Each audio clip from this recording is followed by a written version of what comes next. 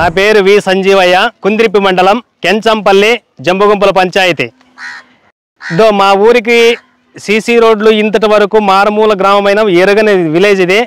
ఈ గ్రామాన్ని మా ఎమ్మెల్యే సార్ గారు దృష్టిలో పెట్టుకొని మంచి రోడ్డుని నిర్మించినారు. మేము ఇంతటి వరకు ఈ రోడ్డుని చూడలేదు. ఇప్పుడు చూడడం మాకు చాలా ఆనందంగా ఉంది.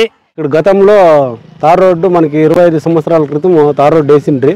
అదంతా శిథిల వ్యవస్థానికి చేరుకుని చాలా ఇబ్బందికరంగా ఉండేది. ఎవరు స్పందించిన లేరు.